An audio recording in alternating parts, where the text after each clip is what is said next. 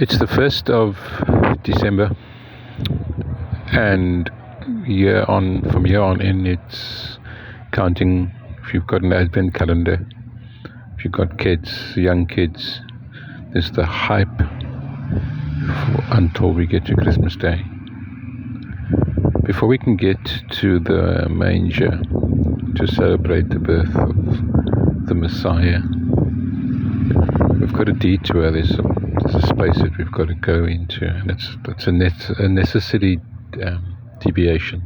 It's a necessary detour. The place that we've got to go is we've got to go and visit the house of the abused mother who's chosen to shack up with her partner because it's an economic choice.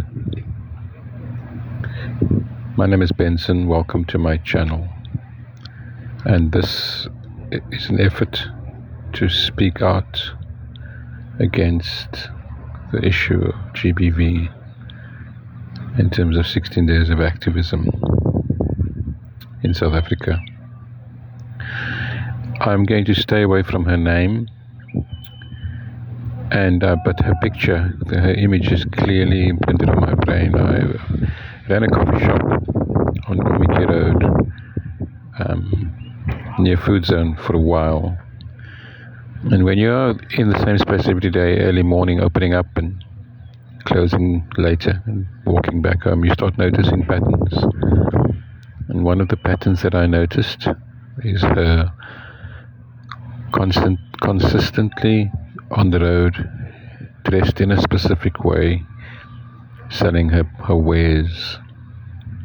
She was a prostitute, and it took me a bit of courage to say this to her. And when the time was right, we sat down over coffee, and I said to her, I don't need an explanation as to why you do what you do. I don't even need you to give me any more details than what I already know. All that I need you to know is that my door in the coffee shop is open when you need to get away, when you need some safety, or when you need to talk. And once that statement was made, once that invitation was directed at her, it was a matter of weeks when this scene played out in the coffee shop that I ran. It was early. She got there before me, and she looked like she'd come back from a nightclub. She looked bedraggled. I didn't, as I said, I didn't ask questions. All I did was got the coffee stuff going. And as I served her the cup of coffee, I've never been nervous about making coffee before. I tried not to look, but she was bleeding, and she was bleeding from her wrists and her ankles.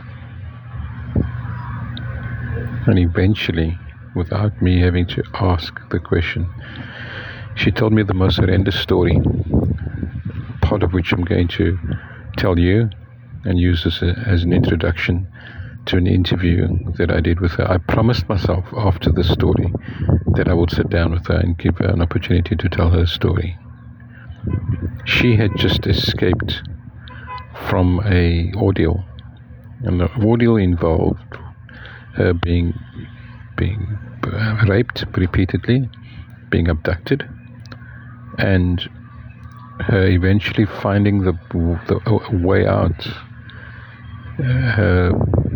The abductor, the rapist, fell asleep in a stupor, which gave her time to break out of her bonds. She was tied down to the toilet seat, and in the middle of the night, find the keys to the vehicle that he drove. It was parked right next to the shack, and eventually figure out where she was so that she could find her way back to where she wanted to be.